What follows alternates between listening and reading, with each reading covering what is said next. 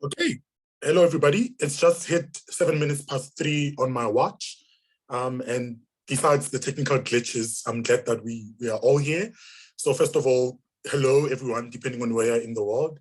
I'm not gonna say good morning or good afternoon or good evening because we come from different parts of the world. I see some colleagues from the US, some in the UK, some in Africa, because we are H3ABioNet and we're based across the world. And it's an honor to host the March webinar.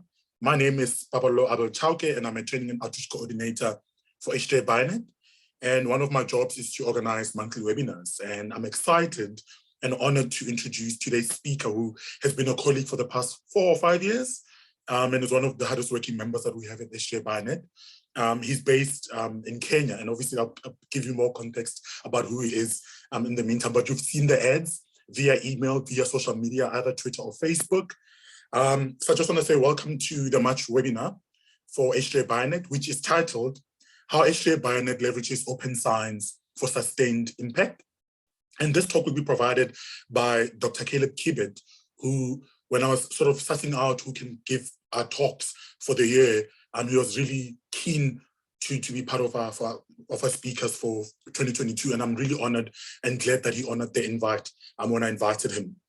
So this talk is going to be provided by Dr. Caleb Kibet, and as you can see on the slides, the title is How H3ABioNet Leverages Open Science for Sustained Impact. And this talk will be for about 40 to 50 minutes. And at the end, we're going to have 10 to 15 minutes of question and answer, as well as discussion as well. So I'm not going to read the whole abstract because it's a bit long and I'm looking at the time. So please find the ad if you want the abstract, and I'm sure you can get in touch with Dr. Kibet on Twitter, on email. He's really keen to engage in bioinformatics, in open science, and you actually get to see his passion for this as well during today's presentation. However, I'm gonna try and be quick about this, but he's done a lot, so I'm not gonna obviously share his whole CV because he has an illustrious CV and I can't share the whole thing, but you can Google him.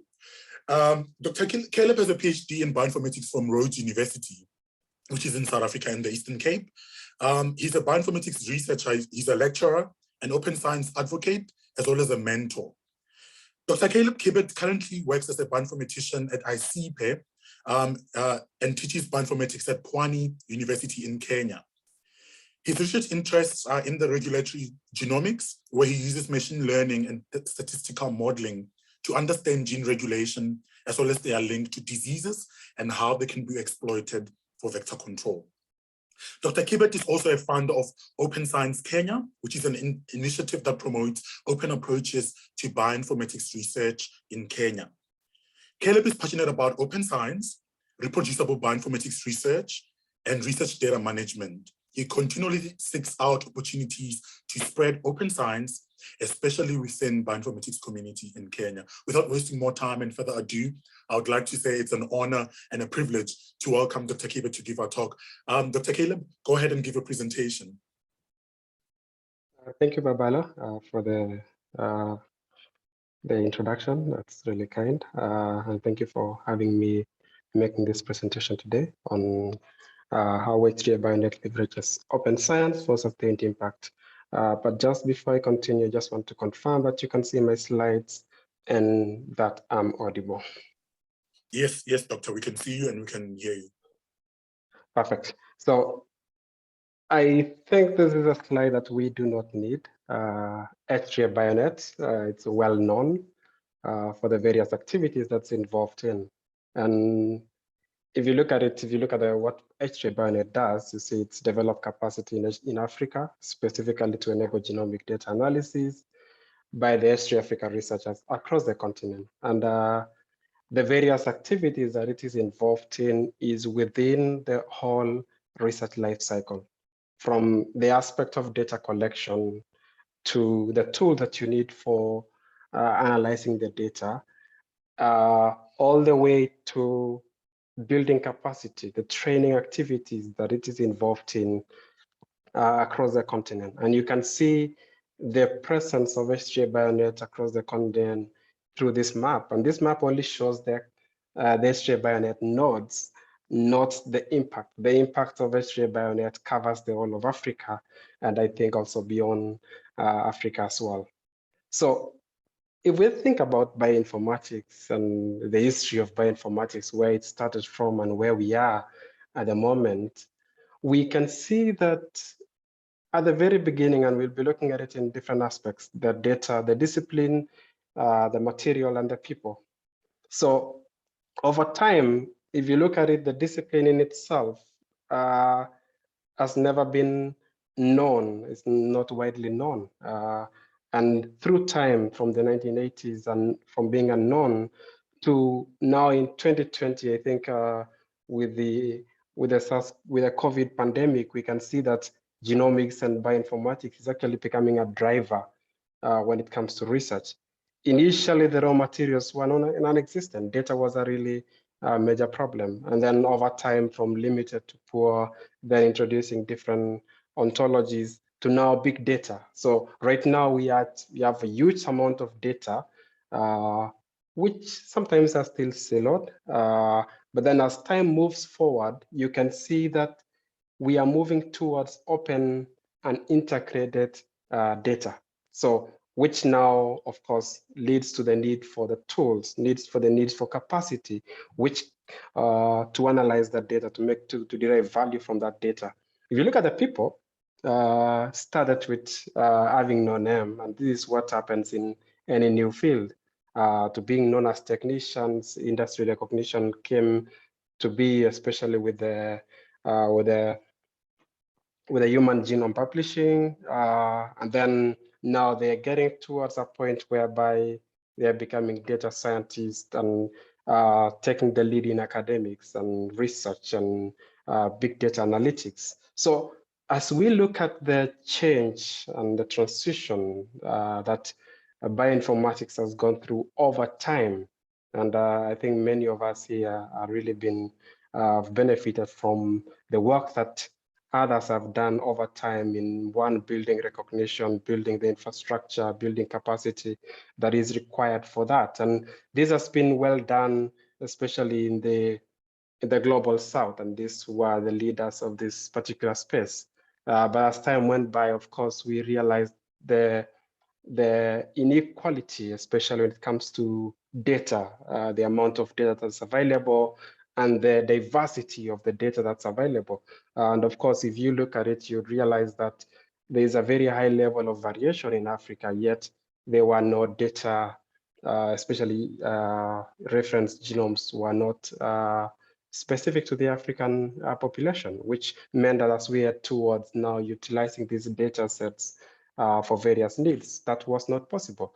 But then through the NIH and Wellcome Trust, the funding to the world, the H3 Africa, which are things that many of you do understand, now we have data generated from the African continent. And as data is generated from the African continent, then there's need for internal capacity to analyze this data, capacity to derive value from the data, the infrastructure that's required, and so forth. And that's where now the H3ABioNet, which is the Pan-African Network for Bioinformatics training and also analytics.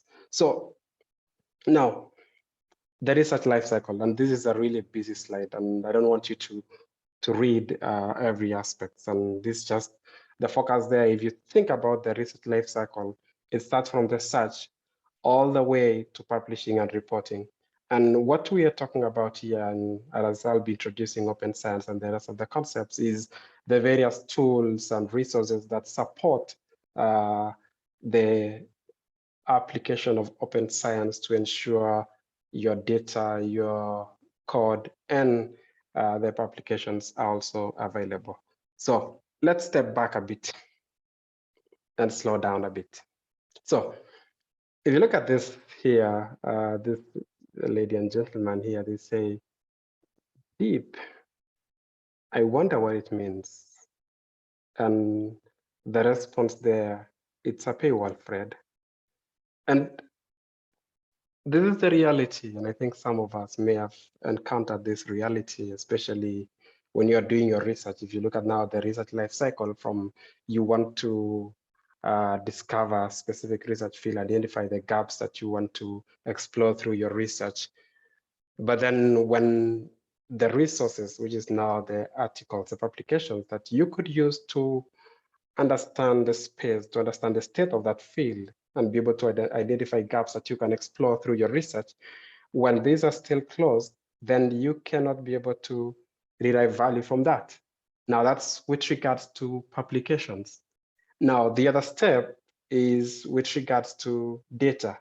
You've found, maybe you're lucky, you've found an article published maybe openly, or you've been able to have access through your institution or various other platforms that you can use to get access to this publication. But then within the article itself, you can see the statement here, Captain, all the coordinates show this is where the data is, but I can only detect poor visualization. And this is from the Open Knowledge Foundation. And I just want to highlight here that the slides and all the resources here are open, which means you can reuse, you can present the whole just by attribution.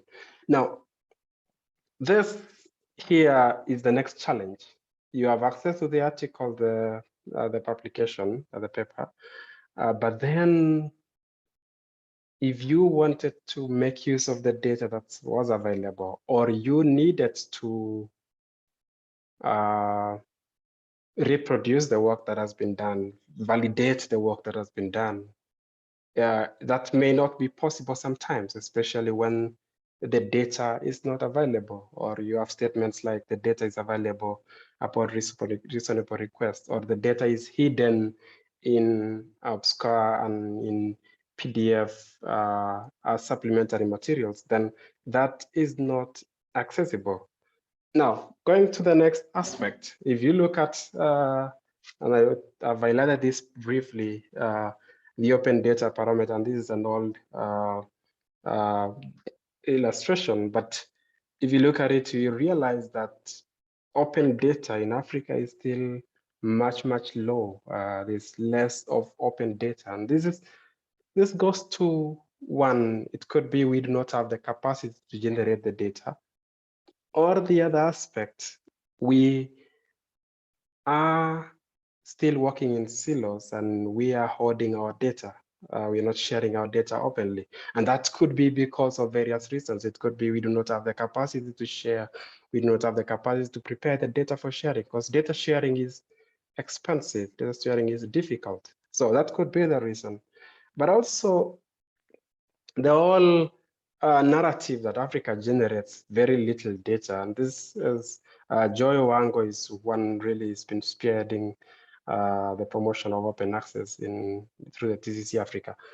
And they say that this claim is false. The major problem, and as I would say also that as time goes by, the problem has shifted towards increasing feasibility of African research. At some point, the problem was we do not have data, we do not have much research coming out of Africa. But I think as time goes by, we realize that there are still these gatekeepers that maybe reduce the feasibility of African research. We do not have African-specific platforms, and this is where now platforms like the African Archive comes to address such challenges. So the fact, and this has been a reality for some time, and although it is changing, it's still to some level a reality, is that science is not doing so well. So this is where you look at this life cycle from formulating a hypothesis, you design a study, then you run the study, collect some data, analyze data, and report the study. That's the whole cycle there. But if you look at it, there are several challenges such as lack of now replication of studies. You have low statistical power in most of the studies that have been published. The p-hacking, the aspects of either hypothesizing after the results are known, or ensuring that repeating the analysis until you find a significant p-value, and that is what would be reported. So it's also linked to what they call the file drawer effect as well. And then the lack of data publication bias, paywalls, and so forth. So this is another aspect, whether it's in paywalls, data is not shared, or there is publication bias, whereby reviewers or even editors could be looking at who wrote the paper as opposed to the quality of the publication or the manuscript itself. So p-hacking, I talked about this, hypothesizing after the results are known, all these aspects which end up leading to lack of trust from the public. So in as much as science may not be doing so well, the open science seeks to rescue that. And in reality, actually, I will highlight that science should just be science, not open science. Ideally, it should be open by default. So if you look at it here, Science 1.0, you have data gathered privately, you write an article, submit for peer review, then you have the peer review gatekeepers, then you have the publish or reject, all those, the information available to the public or not. Majority actually of the information may not be available to the public. But on the other hand, you have the Science 2.0, which now is what I would highlight as open science. You have aspects of data, pre-registered studies, ideas are shared, methods and protocols, data via blogs, which are more accessible, platforms, you have repositories, preprints, and so forth. So all these things are available to the public. The data and the information are clearly available to the public. So now, having highlighted that and having highlighted some of the gaps that are in place, some of the weaknesses with the traditional approaches, and how, as things change, as the approach to research, as approach to science, the amount of data available, the kind of skills required, the kind of infrastructure required to derive value from the data, then there is need also for all these things to move in tandem with the space itself, right? And the kind of question that need to be answered. So open science in this case is the practice of science in such a way that there are a number of aspects here. Others can collaborate, which means it's collaborative in a way that others can contribute to the work that is being done. So that's the aspect of now it's open for others to contribute, and it's not just available, but available in such a way that others can be able to take advantage of that and move science forward, not take advantage in a negative way. So you have research data, you have the lab notes, and most of the other research processes being freely available. And the freely availability should also be linked with the terms. So the terms should be those that enable reuse, redistribution, and reproduction of the research, and of course the underlying data and methods. And this is really important. So the open science taxonomy is huge, and I think majority of us, we may fully be aware of open access, which captures the several aspects from the various definitions, the various routes to publishing open access. So it could be purely everything is open, it's an open access journal, but also there's a clean route whereby you could also make your applications available via preprints or postprints and so forth. Then you have the aspects of data, open data, all those aspects of open data. And I talked about this aspect of reproducibility, open reproducible research. So all those aspects of reproducible studies, notebooks, workflows, and so forth. All those fit into that category. And all the way to open educational resources and so forth. All these, the taxonomy of open science is huge. There's so many categories to it, and we're not going to cover all those aspects, but I'm going to highlight just the various aspects that are of importance to us. And I want to highlight here that open science is good for you. It's really important for us to identify the benefit to us. There's of course the benefit to everyone, but I want to also move a step further to the benefit to the data generator or the publication and so forth. So when all researchers are aware, so these aspects of awareness about open science, and this is the reason why we make such presentations, are a trend. So that's now the aspect of capacity. And then now there is support, the support and guided in all career stages to practice open science. There is a statement that there is a potential to fundamentally change the way research is performed and disseminated. And this will foster a scientific ecosystem whereby research gains increased visibility. That's really important. We need to, research is shared so that it can have an impact. It's shared more efficiently. And of course, the aspect of integrity, because when it is shared openly, then there is enhanced integrity because there is wider scrutiny on that. But really, in the end, it helps you to succeed. So if you talk about aspects of research reproducibility, when your work is reproducible, your work is properly organized, then the first person to benefit from it is the data generator. As they say, your future collaborator is your past self. And as they say, you do not answer emails, they do not answer emails. And so it's really important to ensure that the work is properly organized, research is properly organized, research is reproducible and so forth, because the benefit is to you. And there's this article which talks about how it helps researchers to succeed. You can have a look at that and get more details on this. So, but there is, and I'll now move from open access as I move towards the other aspects of open data to open source. There is the monster of paywalls and impact factor, and this is something that is really contentious, especially since the reward system that is currently in place in our academic and research institutions is almost based on the number of applications and citations and the impact of the articles that are being published. And of course, the domination by a few publishing houses like Elsevier and the rest, which have a really huge profit margin, given that the reviewing, the writing is done by the researchers, and all this work is done by researchers who are not paid.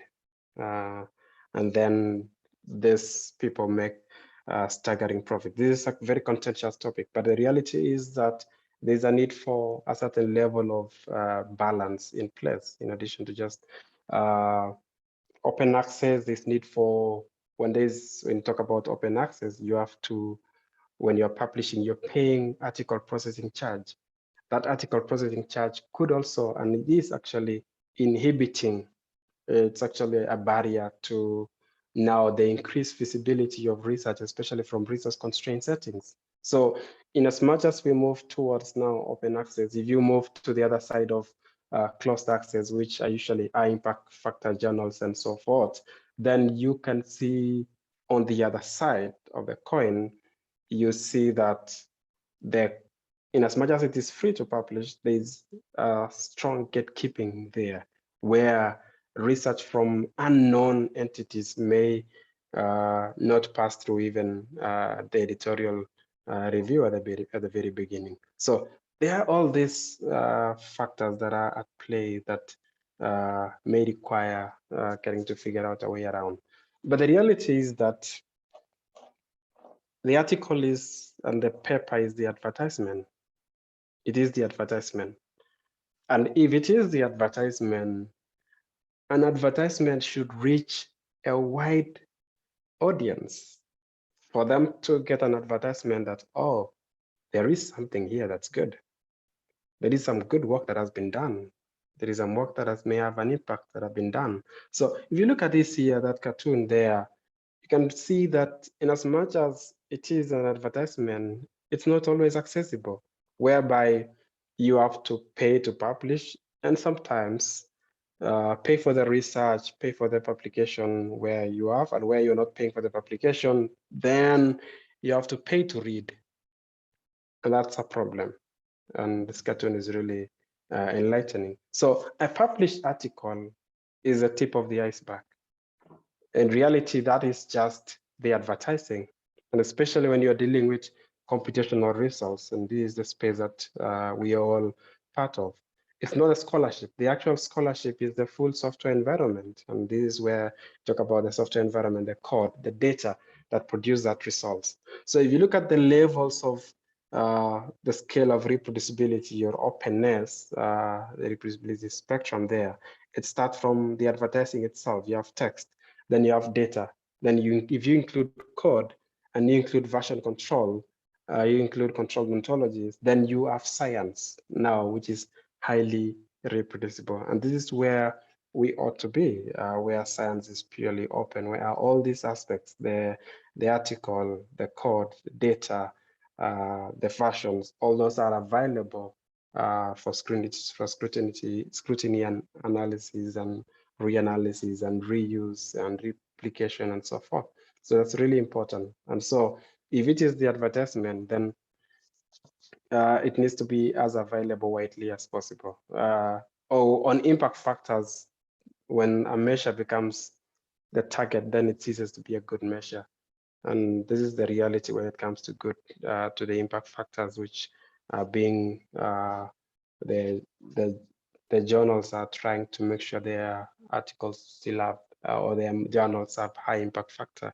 So it's now being target. The target is the impact factor, and the reality was it was just a measure of the interest on that article and so forth. So it's really important to shift away from that, and there's been lots of work that have been done in that space, and we do not have the time to explore that in details. If you have questions, we can address those. Now, so we have the text, then we have the data. Now, data should be open, but of course, I'll put a caveat as we go by. So FAIR, which is now findable, accessible, interoperable, and reusable resources. And the resources here start from data, software, educational resources, all those shared to enable and support reuse would enhance the value of the digital resource. So these are digital resources, software, data, and so forth. And this is now the benefit of FAIR. So why should you be fair? And the fairness aspect there, sorry, I think I removed a slide. So findability there is can I be able to find this data? Can I be able to find this software?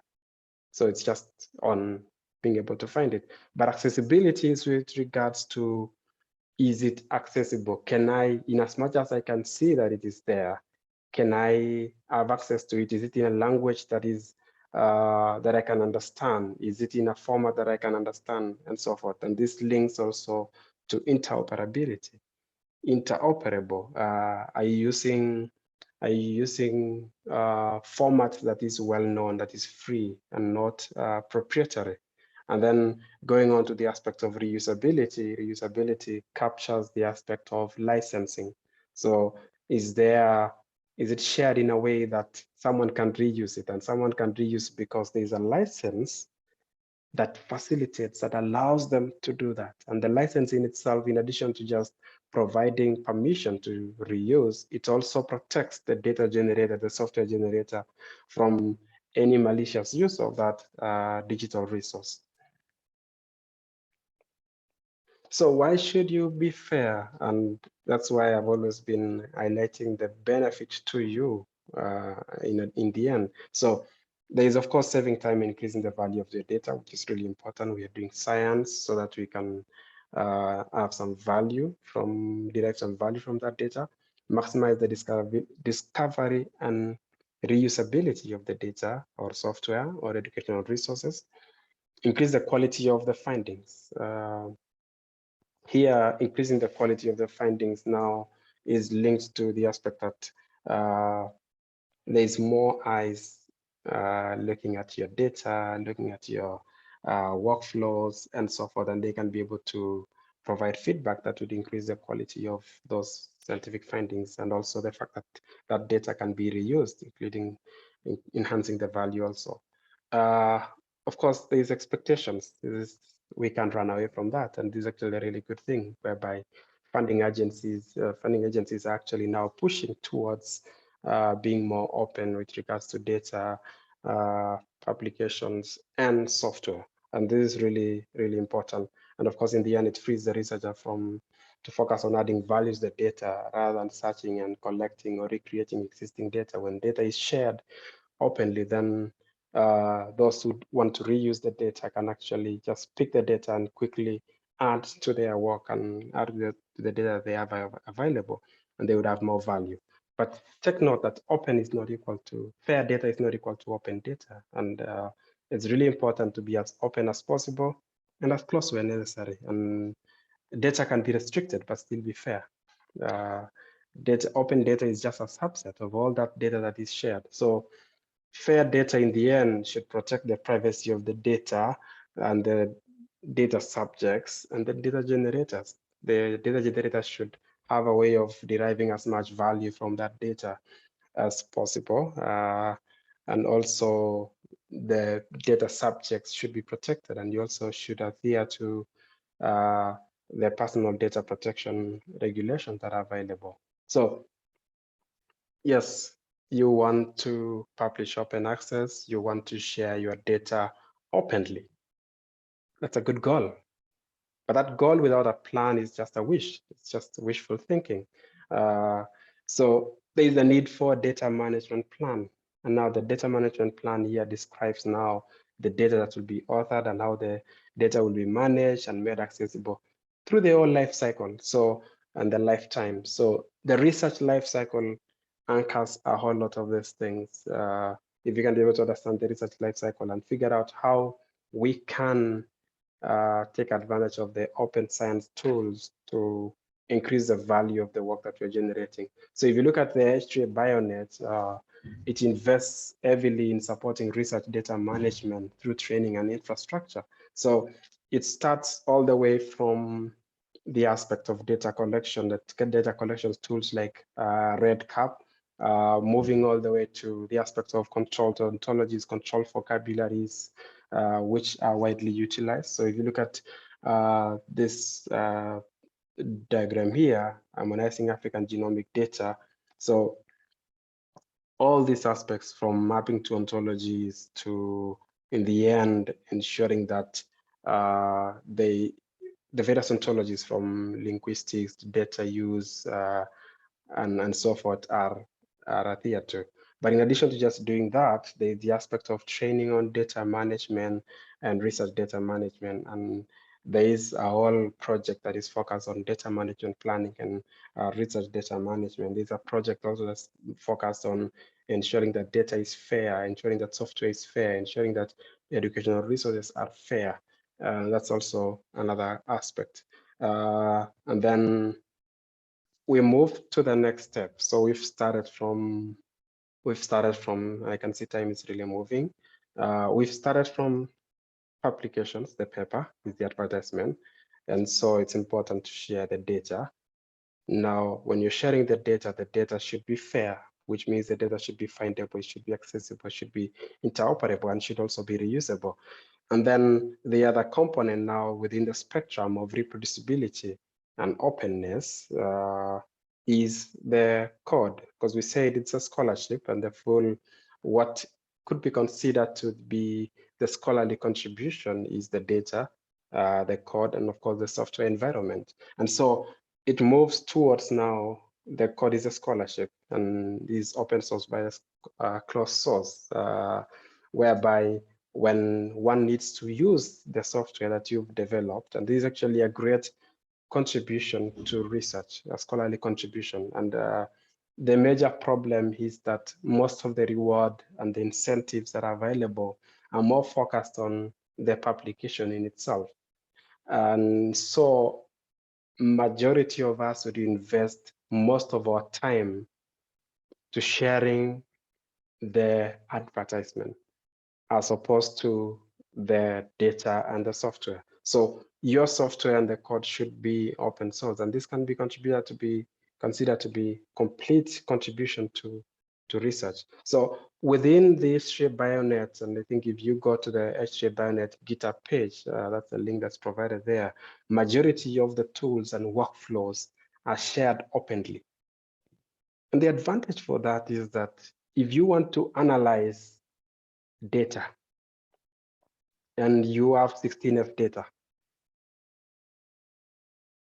and you want to analyze that data, you can be able to do that really fast if you go to H3ABioNet or any other of the platforms and get their workflow, which is highly reproducible and easy to reuse, easy to set up. You can be able to analyze your data much faster because of that. So also sharing them openly means that in addition to just using these tools, is the concept of open source.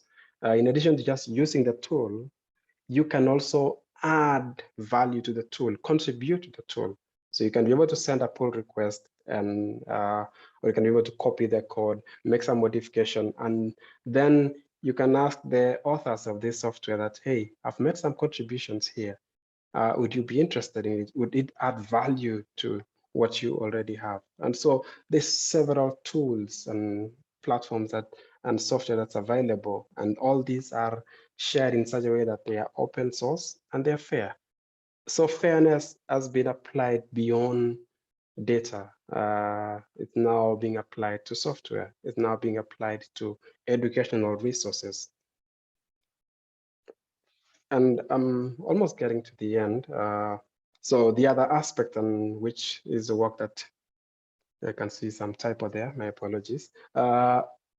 The major aspect here, the work that H3ABioNet does, has been on building capacity. Yes, you've provided this, publishing open access, code, data. Now, the other aspect is building capacity. We have these huge amounts of data that's being generated. If you look at the people, there's need to build the human capacity to be able to derive value from the huge amounts of data that's being generated. And so there's lots of training activities that are being done. And I'm sure some of you may have been involved. The IBT training, intermediate training, 16S, GWAS, NGS training, the whole spectrum, variant calling, all those trainings are being done. There are targeted trainings on data management, workflows, containerization, and so forth. And all these have an impact to the trainees at that stage. But how can we sustain this impact, especially if we get to the end of that, of the funding cycle, and how can we sustain the impact of these training activities? And this is where now the H3ABioNet learning circles come into play, which is something that we've been focusing on recently, and trying to ensure that there are communities, local communities, that can continue the learning. So H3ABioNet Open Learning Circles initiative, it aims to build a community of peers committed to learning and teaching each other. And I would use some initiatives, various study groups in Sudan that have been doing a great deal of work in personal learning. In Kenya, the Bioinformatics Hub of Kenya has been doing a great deal of work in building capacity, bringing students together, continued learning, exposure to new technologies, exposure to cutting-edge research within the field, and so forth. And so for a sustained impact of H3ABioNet and some of these great initiatives, it's important that there exists independent or more or less local communities. And if you look at, for example, the IBT trainings, there are local classrooms all over Africa. And it's important that some of these groups can come together and continue the learning, continue teaching each other, have a community. If you're a bioinformatician interested in learning certain technologies, it's much easier if you can learn from a peer, someone who may have been exposed to this technology. So this is the concept here. The concept there is to create a space for continued learning and growth in various bioinformatics tools for our ex-trainees in this instance. And the purpose there is to enable a continuity of learning after IBT, NGS, and the rest, and to prepare trainees for other advanced courses and even their careers as well. And so that is why we are doing this. And the purpose of that is to serve a space as a space for continued learning and training. And this would be sustainable and can continue well beyond, of course, and be independent of H3ABioNet, and thereby adding the long-term sustainability of the H3ABioNet project. So it's important that it goes beyond the support that comes from H3ABioNet, and it's been doing an amazing amount of work. Babalo and the team, the training coordinators, Verena, Nikki Milda, and the whole training and education working group, software, workflows and software working groups, data harmonization working groups. All these groups, they've been doing an amazing amount of work. And we want to see the impact going beyond the project itself. And so it's all about let's work together, let's learn together, let's grow together. And we are inviting different groups and continue to invite different groups. If you have you want to create an open learning circle within your community, reach out. We can provide additional support in mentorship capacity to ensure that you can have an active and vibrant communities within your space.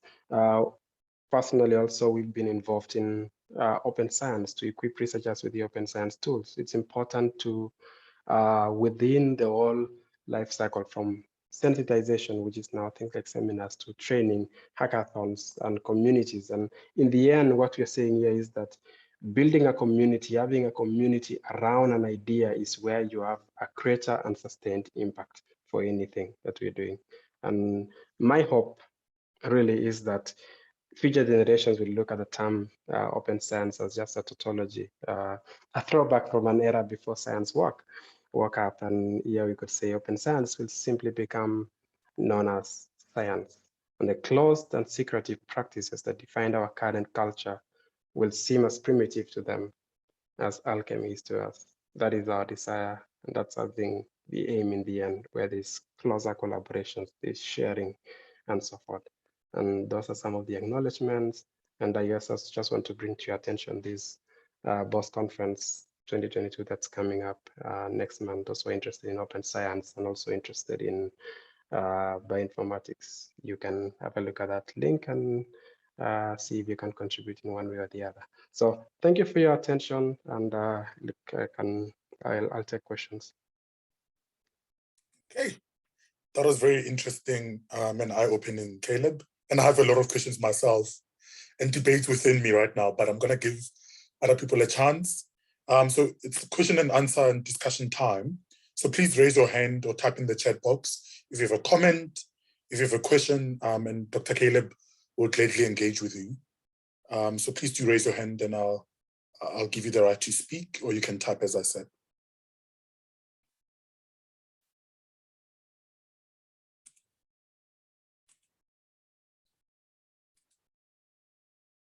Okay, so while people are still thinking, I mean, I'll just ask one of my questions. So I think, first of all, great presentation. And I think obviously knowing you and knowing your work, I know how sort of passionate you are about this and how you actually do a lot of work in the background. But I mean, I was speaking to another scientist the other day about open science and open data and verification of data and science. And we sort of highlighted the fact that there's a debate around this. There's pushback. There's a lot of people that are not happy because, I mean, as you pointed out, some people are going to lose profits, thinking about journals. Some people are going to lose power. Some people are going to lose influence and the privileges that they have. So obviously, open science has a lot of positives for a lot of people, but it has a lot of negatives for a lot of people as well. And I was just wondering, because most of your presentation focused on the positives of what it's going to give the world of science or the world in general. But what are some of the negative or the cons of open science? Because I'm just wondering about how already there's power dynamics between the rest of the world and Africa when it comes to science, scientific production. So is open science and Alexa, is it a one-size-fits-all solution that's going to resolve all the problems that we have in science? Or what are some of the negatives that you've sort of picked up, and can you tell us more about that? And how do we navigate those as well? Thank you. Thanks for that question. I think the time I didn't get to some of those aspects, and you're right. There is two sides of the coin. There's the benefits when it comes to open science, but we have to be really wise about it as well. We have to also, if you look at it in as designed, you realize that open science may be coming from the perspective of the well-developed, the global north, which means, which is where they have infrastructure support, they have institutional support, there's change of incentives and so forth. And so there's no, at this point, there's no blanket saying you should adopt all these aspects. For example, sharing your data very fast without having some level of protection may lead to aspects of being scooped. And the fact that some of these within the well-established countries, they have infrastructure and they have the capacity to analyze the data much faster than maybe some of us may be able to. And for that reason, they can be able to derive value much faster. And therefore, as time went by, I also got to realize that we need to move towards, and I think I didn't focus on that, the aspect of contextualized open science. What does it mean for us when you're coming from African institutions, you're coming from resource-constrained institutions? What does it mean for us? And how can we ease the adoption of open science within our communities? Yes, we know the benefits are there, but then we also have to ease into it to ensure that there is no negative impact, especially when it comes to promotions and the rest of the aspects, because those can come into play. So the negative aspects being scoped or applying open science as a blanket. So for example, sharing, saying, oh, data should be open. Yes, that's true. But we talked about data should be fair, is what's more important as opposed to just openness. Opening data for the sake of it is not going to be of great benefit, but it's about ensuring that as you go through research, you develop practices that ensure that in the end, if you need to, you may not share the data in the beginning, but ensure that if you need to share the data, you had prepared your workflows nicely, you have prepared your data, you had captured your metadata, you had a reproducible workflow that you were using, in as much as they may have been at that initial stage only accessible to yourself. But in the end, when it needs to be shared openly, you already have those practices in place that facilitate open sharing. So yes, the conversation in the end would be on contextual open science. What does it mean for us, and what are some of the approaches we can take to ensure that we can adopt these beneficial practices without the negative impact to us. Of course, we know that the benefit is directly to us. Most of our students may not, especially students who are not funded, they cannot generate, they may not be able to generate their data. And being able to take advantage of data that's openly shared would be of great benefit to them. And if you look at the aspects of data sharing and preparing data for sharing is expensive. We may not have the resources for that, and we end up in reality is that we will try and channel our resources to where it would have great impact to our careers and within our local context. So it's really important to have these open conversations and be able to figure out approaches that work for us in the very end. Okay. Thank you so much for that. I like the answer, contextual open science. I'm going to start using it from now. There's a few comments and questions as well from the audience. Ponso Morella in the comments says, thank you for an informative talk, Caleb. Elvis Chumasi says, great talk, Caleb, with fingers that mean perfect. Karen says, thank you for the interesting talk. And I have to agree with all those comments. There's a question from Laura Povlich, Dr. Laura Povlich from the US. Caleb, do you think academic institutions in Kenya or other parts of Africa are making changes to reward open science? That's a question from Dr. Povlich. Caleb? So thank you for that question, Laura. And if you look at the whole research data management and all the whole workflow, in reality, it starts from policies. Having policies that promote open science, policies that now start factoring in the concept of the rewards and the incentives. And the reality is that in most of the academic institutions here in Kenya, I think from our research, and I'll share the article that we published on that, we found that very few institutions, I think it was Jomo Kenyatta University and one other institution, had academic institutions had an open access policy to begin with, which means that in reality, as it stands at the moment, the reward system is not yet geared towards rewarding all aspects of the research lifecycle, but it's still focused on the publications. So yes, there's still a lot of work that still needs to be done to change that narrative. And this is the aspects of now creating awareness and creating empowerment. And in the end now, change of these policies. And when we have these policies change, then we can be able to move towards that direction. Okay, thank you so much for that. I see a hand from Professor Masiga. Prof. Den, go ahead and ask a question. Abalo, I actually wanted to ask you a question, but I think I'll skip that for now. So I just wondered when you're asking about, when you're asking your question to Caleb about the the benefits and the negatives, whether you are referring to data or whether you are referring to analysis. Because I think that the value of a repository such as GitHub is probably bigger for countries and institutions and that are less well resourced than those that are. So we need to look at it in terms of, are we talking about data? And if you talk about data, look at the value of a repository such as GenBank. You being from an insect science institute, I find a bug that I don't know, whose identity I don't know, and as long as I have a piece of sequence, I may be able to find what it is or a very close relative. And those are some of the benefits of open science. I did want to make a comment about Laura Pavlich's question. And Laura, I wonder what the situation is like in in the US, for example. Is there attribution for contributions for software, for algorithms, for methods beyond, for example, journals that publish methods?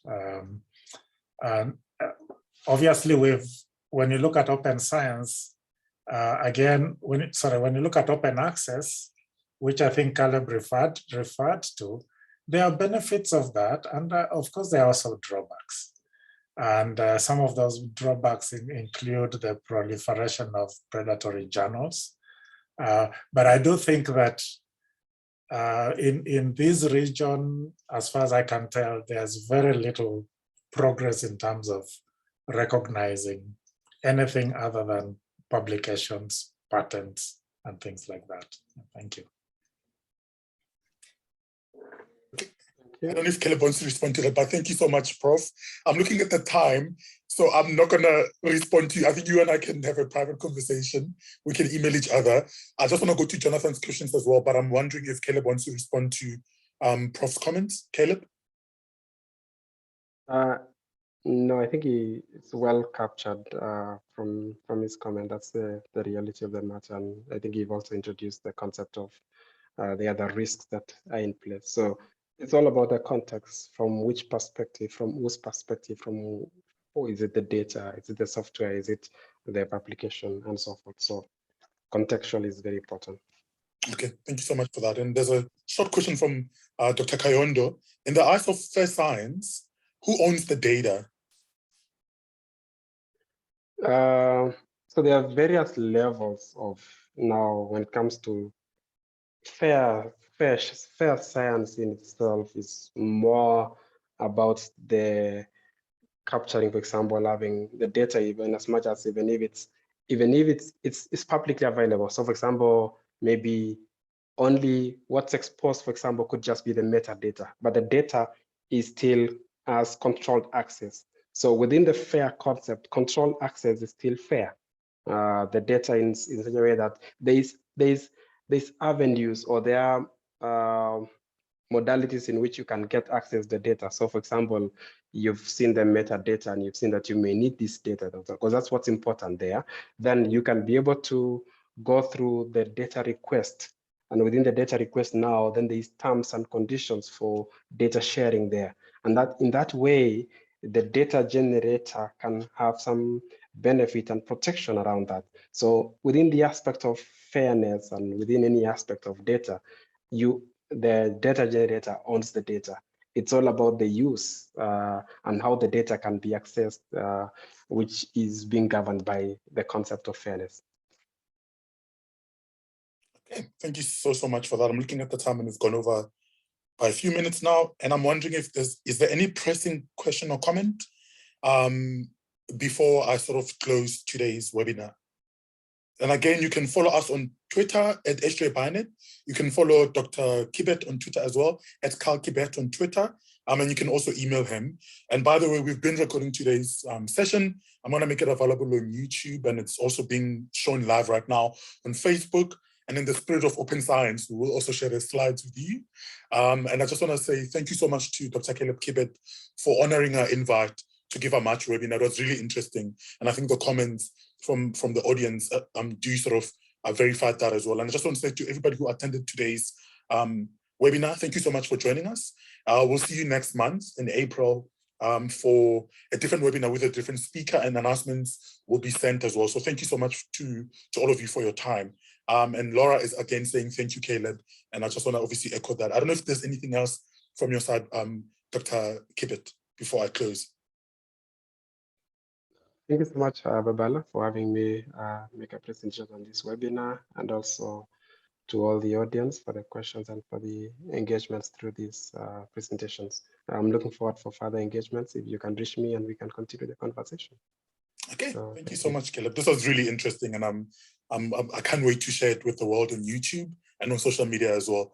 Okay, everybody, enjoy the rest of your day and see you next time.